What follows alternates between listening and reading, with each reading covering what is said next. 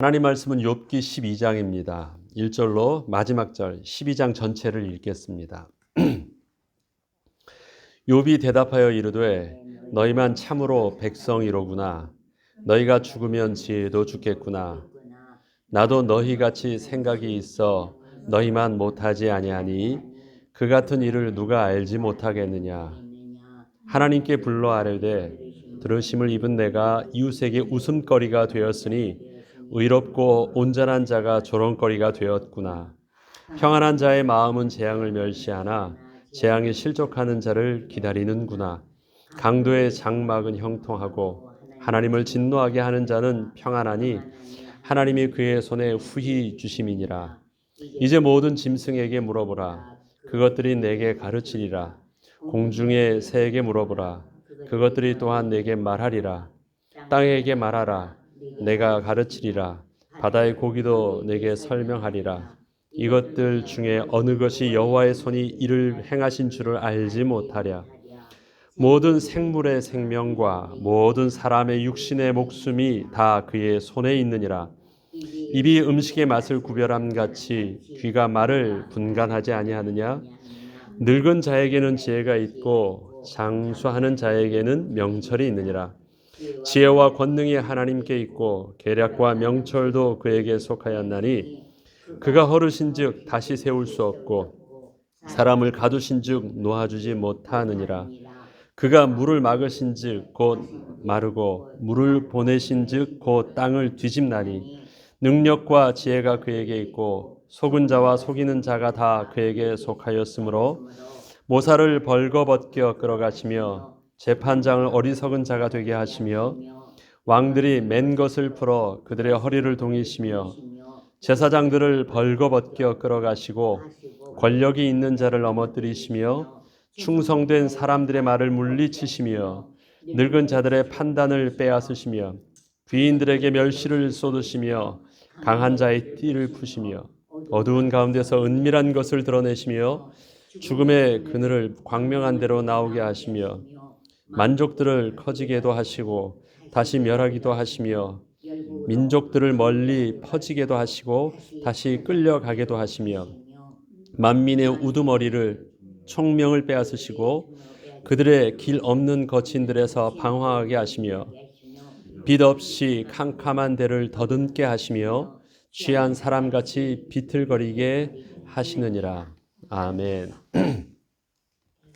하나님께서 이 땅에서 우리의 삶을 이끄시면서 하나님의 선하신 크신 계획이 하나 있다면 그것은 우리가 그리스도의 장성한 분량에 이르기까지 온전하게 성장함을 이루는 것입니다.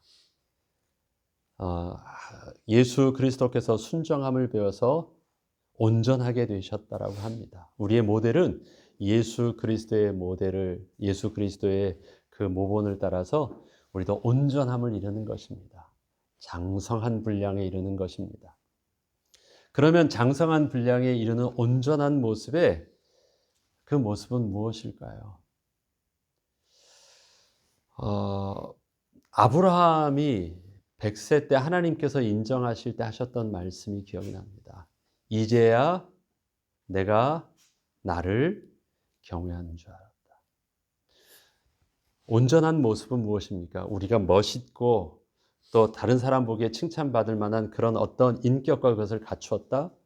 물론 그렇겠죠. 그러나 온전한 모습의 하나님 앞에서의 모습은 하나님을 온전히 경외할 수 있는 모습입니다. 하나님을 경외한다는 것은 하나님을 알고 나를 알고 하나님의 창조주 되심을 알고 그의 피조물 된 나의 모습을 알고 물을 떠난 물고기가 살 수 없는 것처럼 하나님을 떠나 하나님의 백성은 하나님의 인간은 살 수 없는 것을 알아서 하나님 앞에서 그의 말씀대로 순종할 수 있는 것. 누구보다도 하나님을 사랑하지만 선을 넘지 않는 것. 그것이 두려움이죠.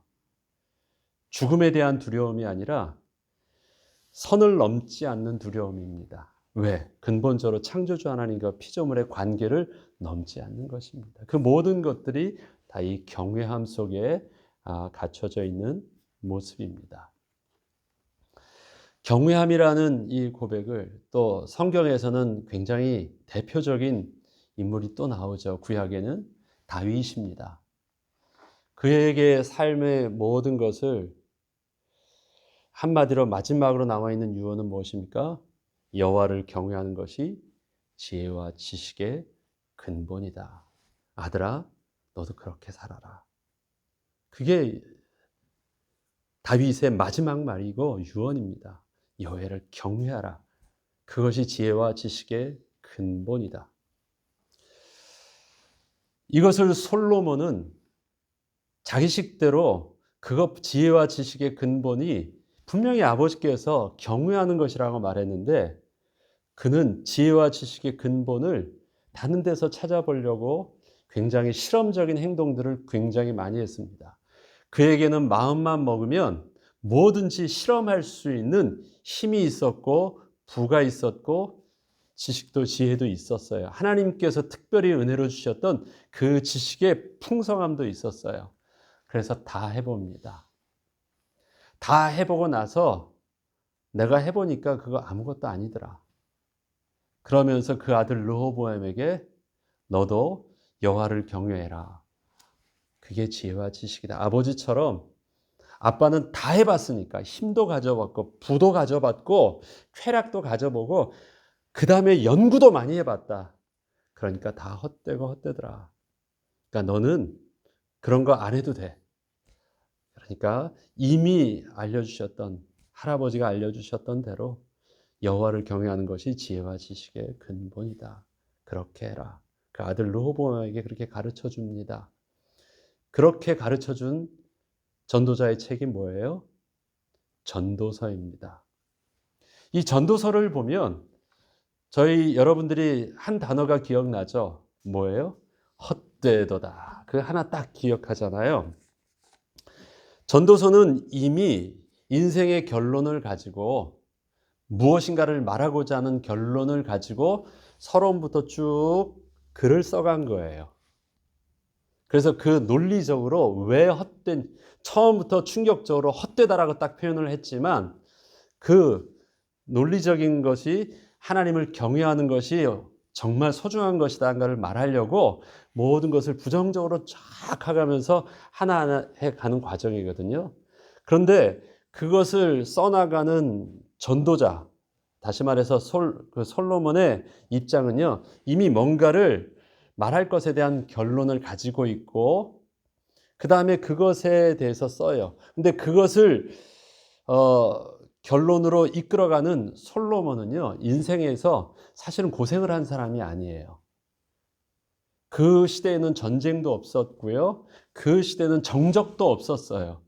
그는 이미 아버지가 주신 모든 권세와 물질과 또 하나님께서 특별히 은혜로 베풀어 주신 지혜까지 최고의 정점과 평화의 상황 속에서 모든 것을 다 할 수 있는 기회들을 다 누렸어요. 그렇기 때문에 그 하나하나에 자기가 해답을 찾는 그 과정들은요, 그렇게 고통스러운 과정은 아니었습니다. 근데 다 해봐요. 실험적으로 다 해봅니다. 지식도, 지혜도, 쾌락도, 부도, 군사, 정치도, 뭐 경제도 안 해본 게 없이 다 해나갑니다. 그러면서 나오는 결론이에요. 하나님께서 솔로몬에게는 그냥 그렇게 하도록 놔두셨어요. 그래서 솔로몬은 그렇게 하면서 그 마지막에 전도자라는 말을 특별히 솔로몬이라고 쓰지 않고 잠언이서로 쓰지 않고 전도자가 하는 말이다라는 것은요, 뭔가 말하고자 하는 그 내용들이 있다라는 거예요. 하나님의 이 복음을 전하듯이 그렇게 하고자 하는 그 내용들이 그 전도서를 통해서 쭉 나와 있습니다.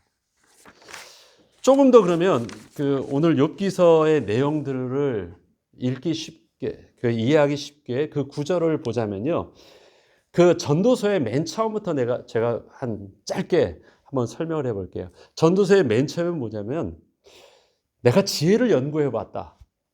지혜를 연구해 보니까 미친 것과 미련한 것이 있더라. 미친 것은 뭐예요? 제정신이 아닌 데서 행하는 일들이고요.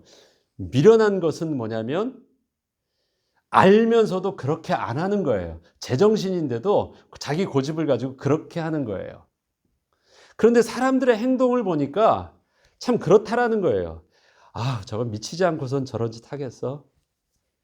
저 아는 놈이 저렇게 미련하지, 왜 이렇게 미련하지? 할 만한 행동들을 사람들이 한다라는 거예요. 그럼 저들에게 있어서 그 지혜와 온전한 지식을 주면 될 줄 알았는데요. 사람의 모습이 보니까 올바른 지식을 가르쳐 줘도 그렇게 안 하더라는 거예요. 올바른 지식을 아무리 내 연구해서 해답을 주어도 사람들의 행동은 이해할 수 없는 두 가지 모습이 많아요. 미치지 않고서는 저렇게 안 해.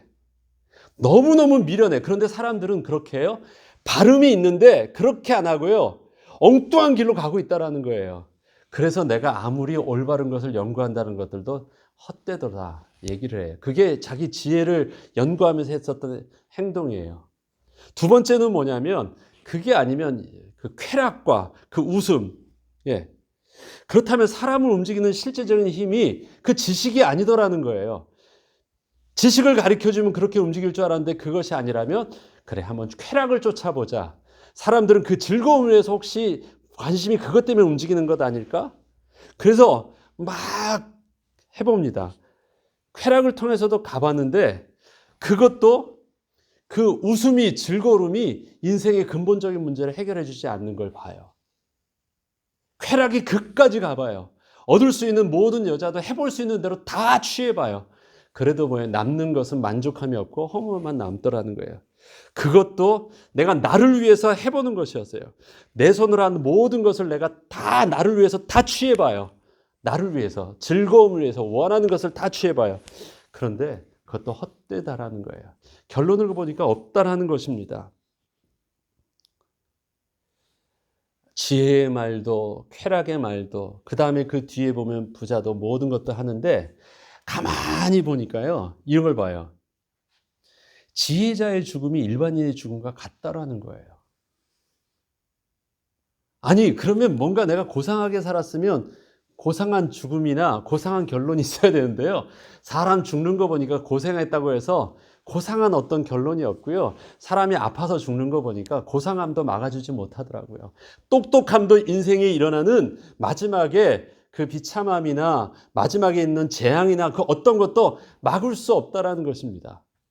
해답이 안 된대요. 지혜를 얻는 것도 쾌락을 통해서 얻는 것도 고상한 것도 해답이 안 된대요. 왜 그럴까요? 지혜자나 우매자나 다르지 않고 오히려 지혜자의 죽음이 일반인의 죽음과 못하기도 하네. 악인이 오히려 더 빨빨거리고 더 잘 살기도 하고요. 오히려 의인의 죽음이 비참하기도 하고요. 많은 사람들을 지혜로 성을 구했는데 그 사람은 부끄럽게 죽어가고 아주 악한 사람들은요, 그 사람들이 살려놓은 그 귀한 걸 다 취해가지고 떵떵거리면서 살기도 하고, 야, 이거는 도저히 답이 없대요. 이게 도대체 뭐냐라는 거예요. 그런데 나중에 그것에 대해서 솔로몬은 알게 돼요. 뭡니까? 하나님 앞에서 선한 인생은 하나도 없다라는 것을 알면서 지혜자나 우리가 볼 땐 지혜자하고 우매자처럼 보이지만 하나님 앞에서는 뭐예요? 선한 인생이 없다라는 것은 근본적인 원죄라는 부분 속에서 하나님 앞에서 온전한 자가 없다라는 거예요. 그래서 뭘 할 줄 알아야지 답이 난다라는 거예요.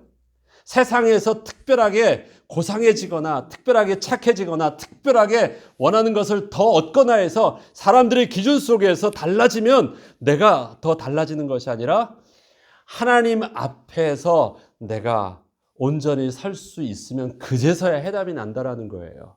그게 우리가 말하는 뭐였어요? 근본적인 원죄의 문제를 해결할 수 있는 것. 그것이 바로 하나님을 경외함의 비밀을 깨닫는 것이었어요. 이 세상에서 구별된 내 모습이 아니라 하나님 앞에서 온전히 하나님이 인정된 모습으로 산다는 것이 중요해요.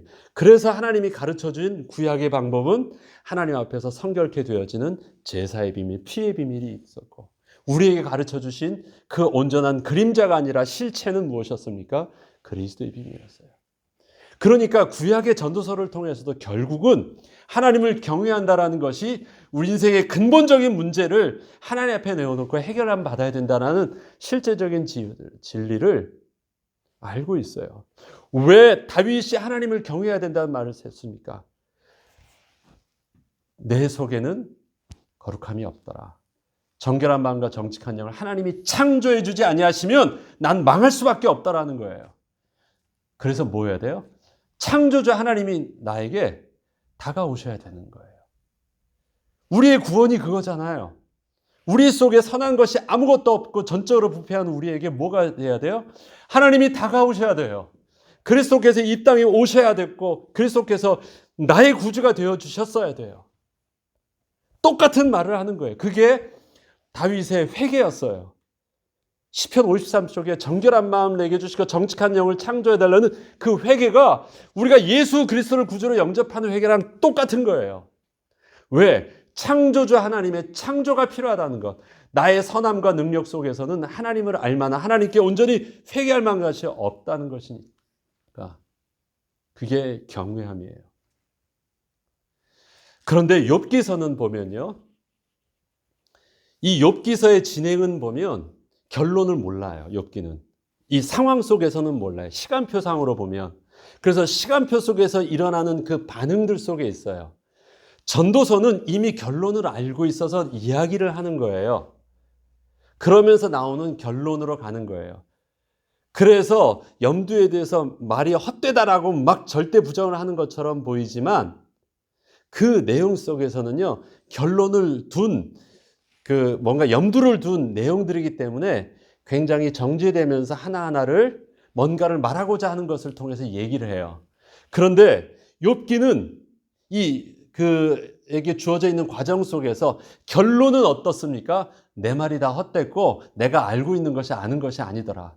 그러면서 하나님께 회개하고 하나님께 온전한 경외하는 모습이 결론은 같은데 지금 지나간 이 내용적인 부분들은 뭡니까? 시간표상에서 이 말을 할 때는 하나님이 나를 어떻게 끌고 가는지 몰라요. 그래서 언제나 무엇합니까? 그 허무함도 진짜 허무한 거고 부정도 절대 부정할 수밖에 없는 그 일들이 이 욥기서에서는 나타나고 있는 거예요. 그리고 욥기서는 그 하나하나 자체가 그 솔로몬이 했던 것은 자기가 스스로 실험적으로 취하면서 끌고 왔던 것 때문에 고통이라는 건 없어요. 궁금함이 있을 뿐이지. 그리고 여유가 있어요. 상실감에 아픔도 없어요. 그러나 지금 욥의 입장은 무엇입니까? 그게 원한 것도 아니고요. 그걸 자기가 원한 어떤 실험적으로 뭔가를 연구하고 있는 것도 아니에요. 그냥 무엇하고 있어요? 당하고 있는 거예요. 그래서 너무너무 당황스러운 어떤 상황 속에서 나아가고 있어요. 결론은 똑같은데 이 결론을 이끄시는 하나님의 방법이 참 양쪽이 달라요. 모든 것이 있는 지금 우리로 말아보면 완전히 금수저와 흙수저의 개념 속에서 전혀 다른 내용들이에요. 그래서 어느 면으로는 욥기의 모습이 훨씬 더 힘들고 고통스럽고 더 길게 느껴지고 모르니까 힘든 과정이에요. 그래서 욥기에서 나오는 이 부분만 잘라서 본다면 욥은 굉장히 부정적이고 굉장히 하나님 앞에서 그런 불경건한 태도를 안 취해야 될 것을 같은 어떤 거친 말을 쏟아낼 수밖에 없는 그 입장이 있는 거예요. 그렇지만 하나님이 솔로몬에게서나 욥에게서나 결국은 요구하신 원하시는 이끌어 가시는 부분들은 무엇입니까? 해 아래 모든 것이 헛되다라는 것들을요.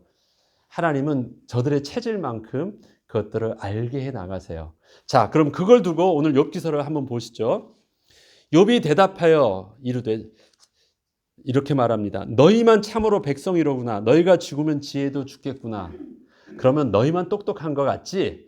너희만 지금 지혜에 대한 것을 다 아는 것 같지? 나도 너희같이 생각이 있어 너희만 못하지 아니하니 그가 같은 일을 누가 알지 못하냐. 너희가 지금 말하고 있는 하나님에 대한 그다음 영적인 그런 지식들은 특별한 거 아니야. 너희만 알고 있는 고상한 것 아니야. 다 알고 있는 상식적인 것이야.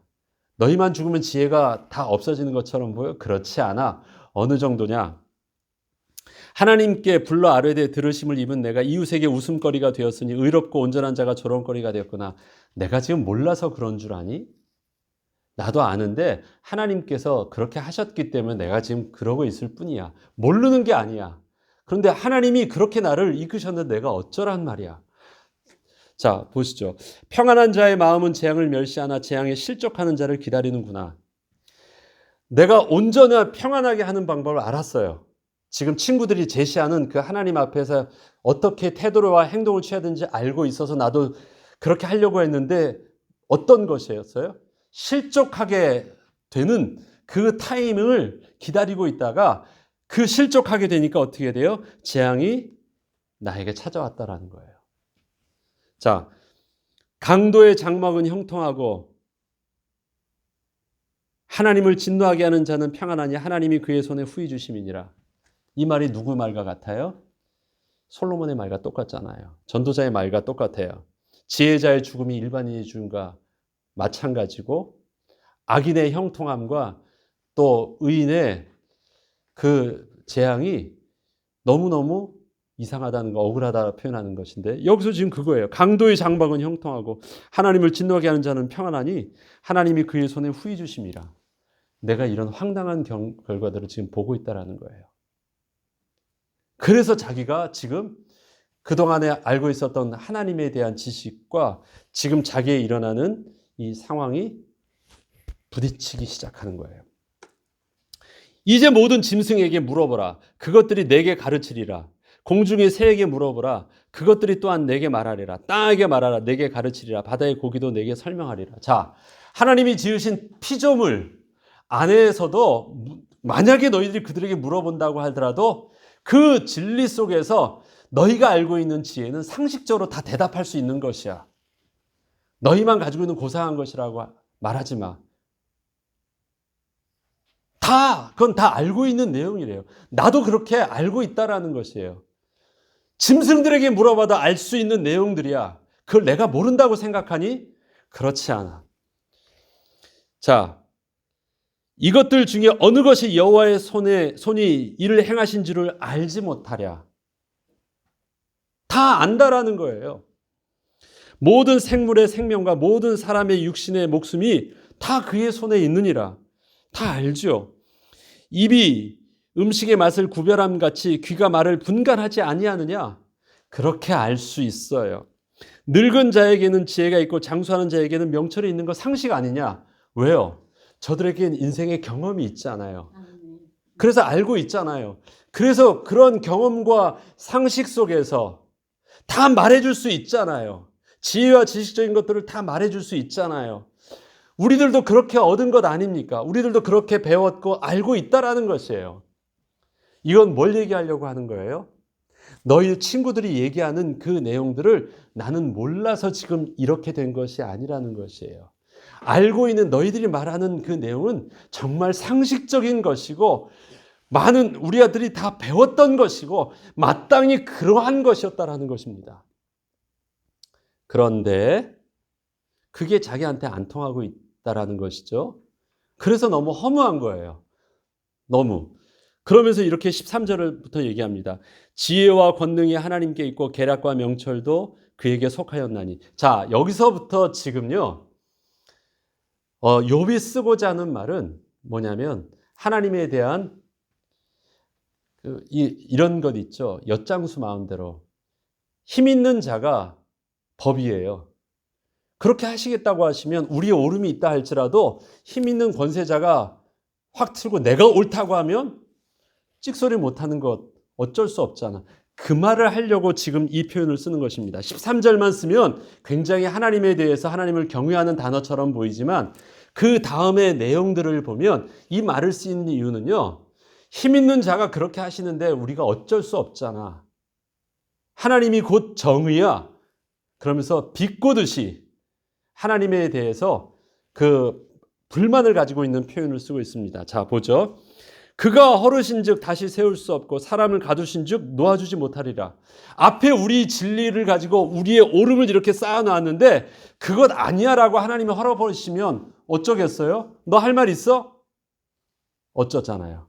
자기가 지금 그렇게 헐게 당한 거란 이것이에요. 그가 물을 막으신즉 곧 마르고 물을 보내신즉 꼭 땅을 뒤집느니 자연의 이치를 하나님이 뒤집어 버리시겠다는데 어찌 막을 수 있어요? 능력과 지혜가 그에게 있고 속은 자와 속이는 자가 다 그에게 속하였으므로 이건 뭐예요? 속이는 자를 하나님이 손들어 주시고 속는 자에 대해서 망하게 하시면 어쩔 수 없잖아요. 하나님께 속하신 대로 하나님이 그렇게 해버리시면 악인도 형통할 수 있고요. 의인도 망할 수 있는 것. 하나님이 질서를 이렇게 뒤집어 버리고 계시대요. 우리가 알고 있는 상식과 우리가 알고 올바른 질서를 하나님이 뒤집고 계시대요. 모사를 벌거벗겨 끌어가시며 재판장을 어리석은 자가 되게 하시며. 그렇죠. 옛날에 모사는 뭐예요? 훌륭한 카운슬러의 그 지혜에 답도요. 하나님이 어떻게 해요? 벌거벗겨 끌어 부끄럽게 하시고 재판정이 이것이 옳다고 하는 그 합리적인 재판도 하나님이 뒤집어 주시면 너 어떡할래? 지금 상황이 그렇다라는 거예요.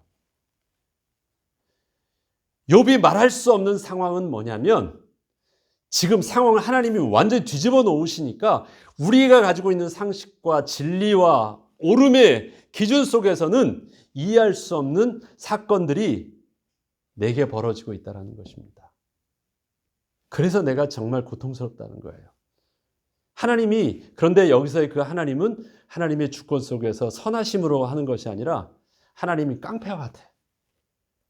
하나님이 너무 불법에 대해서 그렇게 하는데 힘을 가지고 계신 그 힘을 가지고 정의를 휘두르고 계시는 것 같아서 자기는 화가 난다는 거예요. 사실은 이 내용들이 하나님의 경외함의 관점 속에서 본다면 우리의 원죄의 비밀을 알고 있는 우리의 그 모습에서 본다면 그냥 우리는 그걸 인정하는데 아직은 욥이 그런 개념은 잘 모르기 때문에 지금 이루어지고 있는 현상 속에서 보면 뭐예요? 하나님의 불법에 이고 하나님은 그냥 힘만 가지고 휘두르는 것 같이 보이는 거예요. 지금 이 상황을 그렇게 표현하고 있는 것입니다. 왕들이 맨 것을 풀어 그들의 허리를 동이며 그렇죠? 자기가 이 모든 것들이 다 가지고 있는 그 기준들이 없어지는 것입니다. 제사장들을 벌거벗겨 끌어가시고 권력이 있는 자를 넘어뜨리시며 모든 질서가 하나님의 힘 앞에서 다 무너지고 있습니다. 충성된 사람들의 말을 물리치시며 늙은 자들의 판단을 빼앗으시며 귀인들에게 멸시를 쏟으시며 강한 자의 띠를 푸시며 이런 거 보면 하나님은 정말 완전히 깡패 같지 않으십니까? 세상의 모든 질서를 다 무너뜨리고 완전히 카오스를 만들어 버리시는 것 같아요. 그것에 대해서 할 말이 없어요. 그렇게 만들어 놓으신 세상 속에서 어떻게 이해할 수 있어? 어떻게 이것을 무엇이라고 정의할 수 있어? 귀인들에게 멸시를 쏟으시며 강한 자의 띠를 푸시며 어두운 가운데서 은밀한 것을 드러내시며 죽음의 그늘을 광명한 대로 나오게 하시며 이것도 완전히 반대죠. 어두운 가운데서 은밀한 것을 드러내세요. 이건 뭐예요? 악인을 형통케 하는 것이고요. 또 뭐예요? 죽음의 그늘을 광명한 대로 나오게 하시니 악인을 형통케 하시는 거 아니에요. 자, 민족들을 커지게도 하시고 다시 멸하기도 하시며 민족들을 널리 퍼지게도 하시고 다시 끌려가게도 하시며 만물의 우두머리 총명을 빼앗으시기도 그들의 길 없는 거친들에서 방황하게 하시며 빛 없이 캄캄한 데를 더듬게 하시며 취한 사람같이 비틀거리게 하시느니라. 우리는 이 비밀을 이제 알아요. 무엇이냐면 뭐예요? 해 아래 새 것이 없어요. 해 아래 깨끗한 것이 없어요. 모든 사람이 죄를 범했으면 하나님의 영광에 이를 수 있는 것이 없어요. 지금 그것 말하고 있는 거예요. 그런데 그 영적인 비밀을 알지 못하고 인간이 가지고 있던 의로움과 인간이 가지고 있다는 그 옳음의 모든 질서들이 인간에게 있어서는 자존심이었고 권위였고 그것이 힘이었는데 하나님 앞에서 어떻게 돼요? 자기가 옳다고 내세울 만한 나는 특별하다고 내세울 만한, 나는 자격이 있다고 내세울 만한 것이 남녀노소 빈부 귀천을 통해서 아무것도 없다라는 것을 지금 이 욥은 뭐예요? 허무주의로 말하고 있어요. 그렇지만 복음에서는 이것을 허무주의로 표현하지 아니하고 인간의 전적인 부패로 말하고 있는 것입니다. 그러면 이해돼요. 욥의 이 지금의 모습이 이해됩니다. 하나님은 욥을 그렇게 가르쳐내고 계십니다. 어디까지요? 세상의 모든 것 속에서 아무것도 이 땅에 옳은 것이 없고 가치 있는 것이 없는 것. 그 다음에 하나님의 기준 앞에서 내세울 수 없다는 것을 알아요. 여기서 팩트는 있어요. 하나님의 권능과 하나님의 기준을 넘어설 이 땅의 피조물과 이 땅의 질서와 권세는 없다라는 것입니다. 이 땅에서의 옳음은 없어요. 하나님을 떠난 인생과 모든 만물은 다 어떻게 됐어요? 전적인 부패되어 있어요. 그래서 하나님이 어떻게 해주셔야 됩니까? 이 땅에 다시 새 하늘과 새 땅을 창조하셔야 되는 문제였고 우리를 그리스도 안에서 새로운 피조물로 재창조해 주셔야 돼요. 욥을 지금 그렇게 만들고 있는 과정입니다. 특별히 그것을 욥은 실험적으로 하고 있지 아니하고 인생의 삶 속에서 그것을 완전히 온전히 그것을 다 당하면서 처절하게 그것을 체득하고 있는 거예요. 세상에 대한 완전한 부정을 체득하고 있는 거예요.